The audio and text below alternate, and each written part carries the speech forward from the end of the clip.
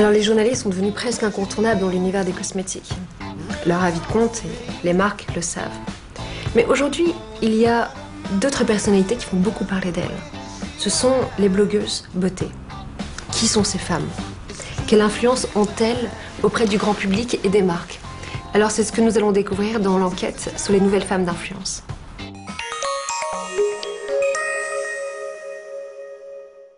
Une blogueuse, c'est une personne qui est avant tout passionnée. Une fille qui ne va pas forcément faire ça pour vivre.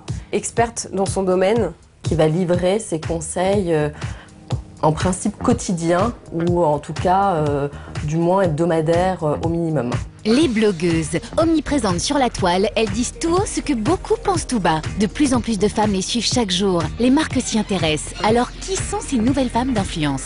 Ce mouvement de blog de filles a vraiment percé, je pense, vers fin 2008, début 2009. J'ai commencé à bloguer en 2008, un soir du mois de mai où je m'ennuyais un petit peu. J'ai surtout été poussée par plusieurs personnes qui savaient que j'étais fan de maquillage, coiffure, soins, etc. Et je me suis dit, allez, ils ont peut-être raison, je tente l'aventure. Pour moi, c'est devenu une passion qui s'est professionnalisée. Mais je ne considère pas ça comme un métier. Moi, je venais du marketing, de la communication, et c'est vrai que je commençais à voir l'émergence des blogs, mais je ne savais pas trop ce que c'était. Donc je suis allée à un cours et le professeur m'a dit, bon écoutez, pour vraiment savoir ce que c'est qu'un blog, créez-en un. Une journée de blogueuse beauté, ça commence le matin par allumer son ordi, checker ses mails, checker s'il n'y a pas eu des commentaires sur la fanpage, et ça finit par la même chose. C'est-à-dire qu'on est en permanence en contact en fait avec sa communauté. Mon blog est alimenté quotidiennement. Ça, c'est le côté, c'est la façade. En vrai, moi, je travaille dessus tout le week-end. Je fais mes posts à l'avance, je les programme, je fais mes vidéos, je monte mes vidéos, je fais les photos. Donc tout est fait en fait sur 2 jours. Et après, le reste du temps, toute la semaine, je travaille et le soir, j'essaie de ne pas me coucher trop tard. Je mets tellement de temps en fait à écrire un article, je mets à peu près 2 à 3 heures quand même par article. Hein.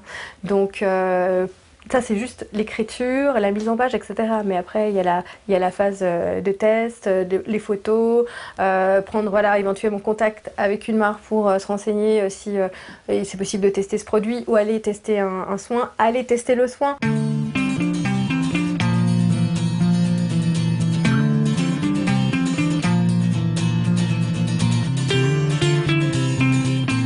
Il y a des blogueuses effectivement qui ont expliqué comment utiliser tel fer à raidir les cheveux ou à friser, etc. Ce qu'on pouvait faire, comment on pouvait faire des tresses, comment on pouvait faire un smokey eyes, etc. Oui, qui peuvent avoir plus de 10 000 vues sur une vidéo.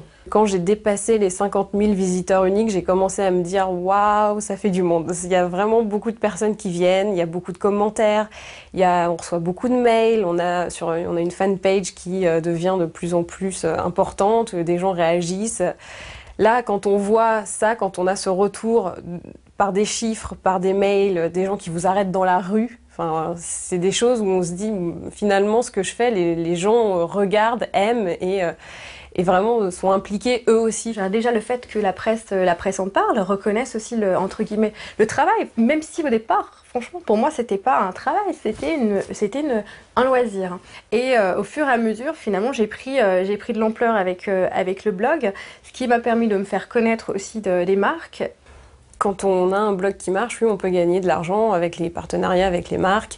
Je pense que quand on paye des blogueuses pour qu'elles fassent un article sponsorisé, j'espère qu'on a pensé au préalable en étant la marque, il faut être sûr que notre produit, il est parfait. C'est sûr qu'on peut toujours se poser la question à savoir comment rester intègre quand on collabore avec une marque et garder cette totale indépendance. J'ai commencé vraiment à collaborer avec des gens qui m'inspiraient confiance et qui connaissaient vraiment ma manière de fonctionner. C'est-à-dire qu'en aucun cas, on va m'imposer des choses parce que je reste libre finalement de travailler avec qui je souhaite. La particularité, si vous voulez, c'est qu'il a l'odeur de la pirouette. La critique peut être positive même pour une marque, mais beaucoup de marques, et c'est peut-être le problème qu'a eu le phénomène arrivé en France, c'est justement que c'est pas forcément toujours un discours positif. Donc vous voyez que ça fait pas un truc très très beau.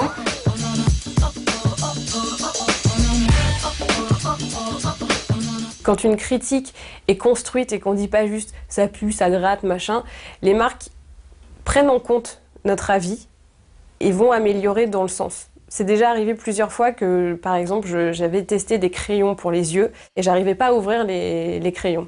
Et la marque a vu ma vidéo en train de ne pas réussir à ouvrir le crayon. Ils ont envoyé la vidéo à leur service de fabrication et depuis, les stylos ont des bouchons beaucoup plus grands qu'on peut ouvrir facilement. Ça suffit, c'est magnifique. Ce sont de vraies femmes d'influence parce que ce sont des expertes, que c'est la bonne copine qui vous donne le bon conseil. En termes d'influence, je pense que les blogueuses sont arrivées plus ou moins au même niveau que les journalistes. Alors c'est clair que je me considère plus comme une consommatrice qui a développé une vraie expertise produit plutôt qu'une journaliste. Journaliste, c'est un autre métier. Je pense que c'est plus être un porte-parole des consommatrices parce que moi j'utilise le produit comme tout le monde. Je suis pas une professionnelle du maquillage.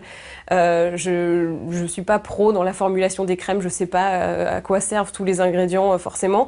Mais j'utilise ma crème comme tout le monde et si j'ai des problèmes avec cette crème, je pense que beaucoup de femmes les auront également. Et je reste dans la manière de m'exprimer et de m'adresser aux personnes d'ailleurs que je ne vois pas, dans un langage voilà, familier, accessible.